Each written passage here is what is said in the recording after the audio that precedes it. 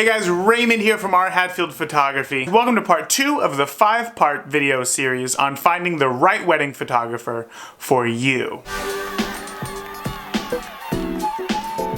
This section is going to be about making the first contact with your potential wedding photographer and actually meeting them in person. Alright, so here's number 4. Contacting them to set up a meeting. Now you might be saying to yourself, I know that I love this wedding photographer's work, why do I need to meet with them? Well, there's a few reasons. The most important one is often the most overlooked, is that on your wedding day, you will be spending more time with your wedding photographer than you will with your future husband. So you need to meet with them to make sure that you can actually stand being around them that long. Weddings can get hectic no matter how well planned they are. So you want to make sure that you not only love your wedding photographer's photos, but that you actually enjoy spending time with them. You really just want to be sure that they have your best interest at heart. Meeting with them is going to be the best place to get an idea of who they are and what they're like. So first, just start off by sending them an email. Most photographers have some sort of email management set up through their website, so that's the best place to get a hold of them for the fastest response. Let them know that you absolutely love their work and that, well, you've been stalking them for a few days now. Tell them your wedding date if you know what it is, and ask for any more information that they might have on their wedding packages so that you and your fiancé can look over it. And then ask when they might be free to set up a meeting.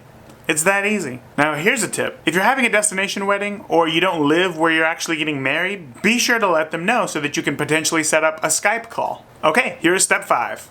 Ask the tough questions now to save yourself the stress later. All that hard work you did for step number 4 is really paying off. It's time to meet or Skype your potential wedding photographer. Maybe you're meeting at a coffee shop or a restaurant, or maybe you're meeting for drinks after work. The spotlight is mainly going to be on the photographer since they want your business. They will ask about how you two met and of course your wedding plans. You two will obviously have questions about the wedding packages that you reviewed. So now it's time to ask those important questions. Now remember from the last video how I told you to save your favorite photo from each photographer that you're going to meet with. Well, this is when you need it. Photographers love it when people love their work. So just simply ask them about the photo. A wedding photographer's job is to tell a story through their photos. So when you ask about it, they're gonna love to tell you about it. Listen for things like when it was taken, if it was staged, or if it was candid. Ask what everybody else was feeling at that moment. Did you feel that same way looking at the photo? This is where you ask the questions like if they have shot a wedding at your venue. And then if they have, ask the photographer if the venue has any restrictions that's gonna prohibit them from getting the photos that you want. Ask them how comfortable they are with a flash. This is often the most overlooked question. And I totally understand. Many couples just don't know to ask it. If you're paying a professional photographer, I can totally understand assuming that they know exactly how to use a flash. However, maybe you're looking at a natural light photographer and their wedding photos are great. Their portraits are second to none. But if you two are getting married in a dark reception venue, the photographer might struggle to deliver the same quality of work that you're used to. Ask to see a full wedding, both what is digitally delivered and an album, so that you can get a better idea of what it is that you'll be receiving. Ask to read their contract.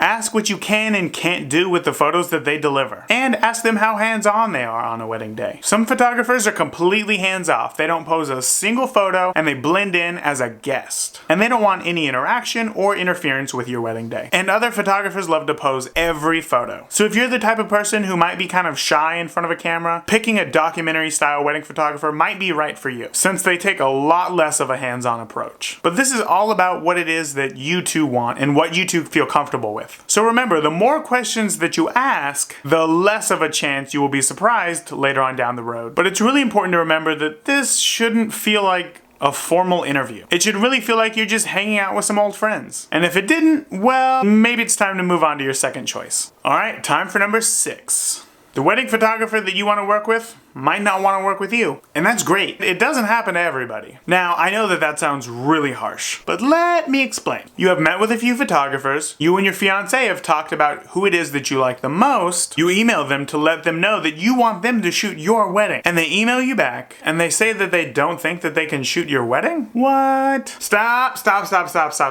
This is not the end of the world. In fact, this is a very good thing. Your meeting with a photographer is just as much as a learning experience for you as it is for them. You've been planning your wedding your entire life, since you were like a little girl. You've thought about every single detail, you know exactly what it is that you want. It's entirely possible that the photographer just doesn't think that they can deliver the quality of photos that you're looking for. They just simply don't want to disservice you by saying that they can and then end up with you being very disappointed with your photos. So therefore, if this happens, see this as a very good thing. The photographer is just looking out for you, and they want you to be 100% happy with their photographer, even if it's not them. So just go ahead and email your next choice and keep going. So I really hoped that you liked part 2 of the 5-part videos of the complete guide to finding the right wedding photographer for you. If you did, please be sure to give me a big ol' thumbs up, leave a comment below, and let me know what it is that you liked or didn't like. And if you have a friend or just know somebody who just recently got engaged, please share this video with them. So again guys, Raymond Hatfield, Indianapolis wedding photographer, hoping that you guys enjoyed the video and that you're looking forward to part 3, which is all about what everybody wants to know, pricing. Be sure to check out our Hatfield Photography for more tips, tricks, and guides to planning a more stress-free wedding. Alright guys, I'll see you in the next video.